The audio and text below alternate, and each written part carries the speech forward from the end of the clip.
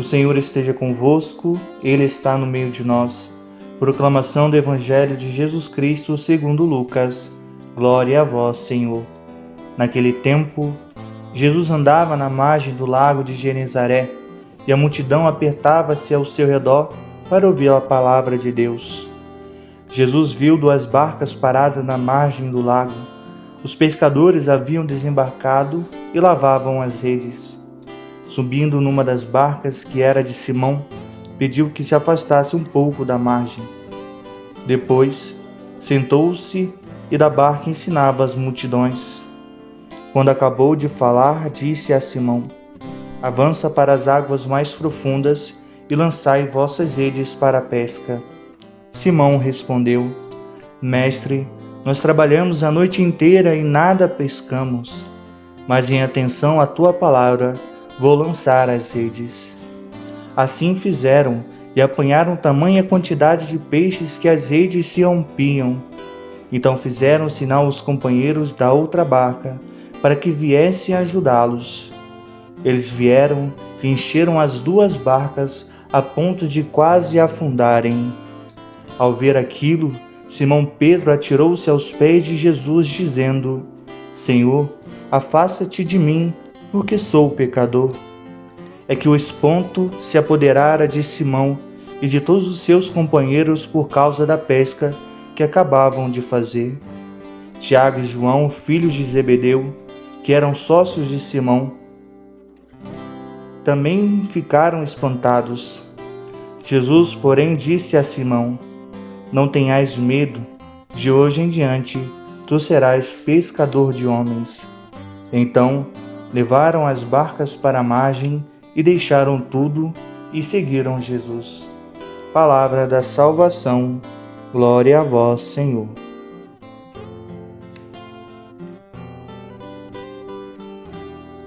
Caríssimos irmãos e irmãs, neste 5º domingo do tempo comum, somos convidados e interpelados por Deus a nos deixar tocar pelo seu chamado.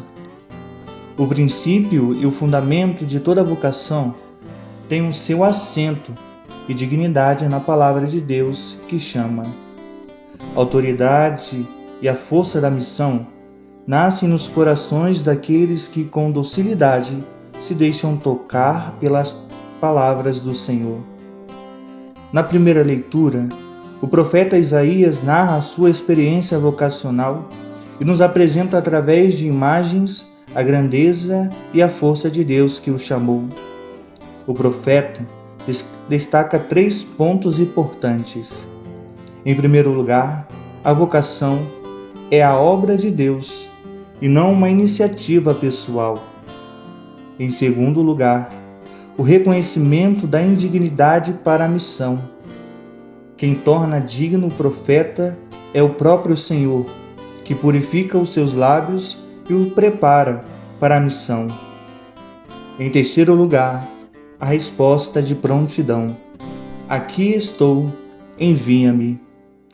Sem mesmo conhecer a missão, temos consciência de que Deus também nos chama? Estamos atentos a este chamado? Como o profeta Isaías, Deus também nos chama a participar de seu reino de amor e nos capacita para enfrentar todas as dificuldades que encontrarmos pelo caminho. O mais importante é nunca esquecermos qual é a base que sustenta toda a vocação: a palavra de Deus, que não cessa de sustentar, encorajar, fortalecer e enviar todo aquele que docilmente dispõe sua vida para a missão. No Evangelho, Jesus é o próprio Deus encarnado que está a chamar os seus discípulos e assim inaugurar o novo reino de Deus. Os novos vocacionados do Pai têm em Jesus, por Jesus e com Jesus, autoridade para anunciar o reino. O anúncio do reino exige a fé. Jesus se aproxima do mar e chamam os pecadores, homens simples, para se tornarem seus discípulos. Os pescadores tinham voltado de uma noite de pesca infrutífera. Não pescaram nada e estavam na margem e lavando as redes. Jesus, ao constatar a desistência e a frustração dos pecadores, se aproxima e entra na barca de Simão. Entrar na barca significa entrar na vida de Simão e se inicia um processo de encontro no qual é preciso ter uma fé obediente para experimentar uma pesca frutífera. Mesmo quando tudo dizia ao contrário, não havia mais peixes, tinham pescado a noite toda. Os pescadores são convidados a crer na palavra de Jesus. Somente pela fé irão experimentar a pesca milagrosa. O texto do Evangelho nos apresenta que o ponto central da vocação está no itinerário. Deus que chama, a fé naquele que chama e prontidão para deixar tudo e segui-lo. A vocação, tal como nos apresenta o Evangelho, acontece dentro de uma nova lógica, isto é, a lógica do reino. O que torna a missão frutuosa e a pesca milagrosa? A obediência à pessoa de Jesus. Diante do milagre de Simão, reconhece a sua indignidade. Toda vocação tem que percorrer este caminho, de modo a reconhecer que a força e a grandeza da missão não vem dos méritos pessoais, mas da força do Senhor, que sobe na barca de nossa vida e no nosso meio está. Somos indignos da missão, mas capacitados por aquele que nos chama. Mesmo sendo pescador, Deus nos chama a sermos pescadores de homens como o fez com os seus discípulos. A pesca milagrosa é símbolo da atividade futura de Pedro. O seu barco, a igreja, tem, em nome de Jesus, a tarefa de pescar homens para o reino dos céus. A igreja, isto é, cada um de nós, experimenta na missão a certeza da presença de Jesus que dá esperança, ajuda e fortaleza. Como Pedro, deixamos Jesus entrar na nossa barca e reconhecemos como o Senhor de nossa vida?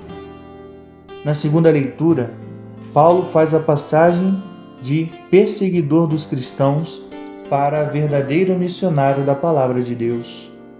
Paulo apresenta a comunidade dos coríntios que o torna apóstolo e anunciador. É a graça de Deus. É a mesma graça que lhes dá fecundidade e dignidade para ser anunciador.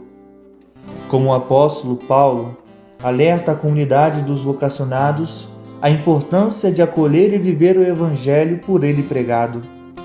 Ou seja, Jesus crucificado, loucura para os gentios e escândalo para os judeus, e sabedoria para os que creem.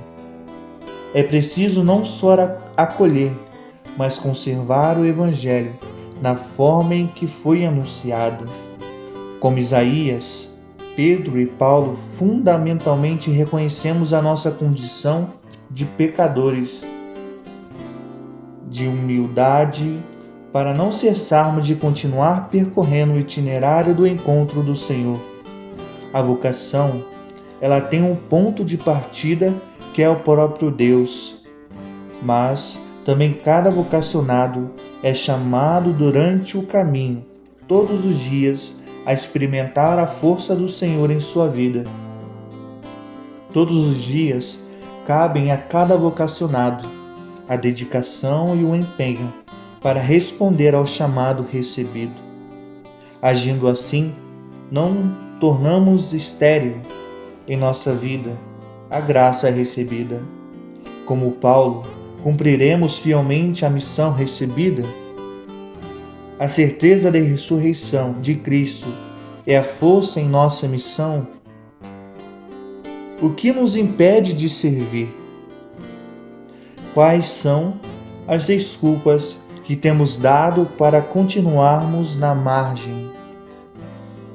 Jesus nos confia uma missão: sermos pescadores de homens.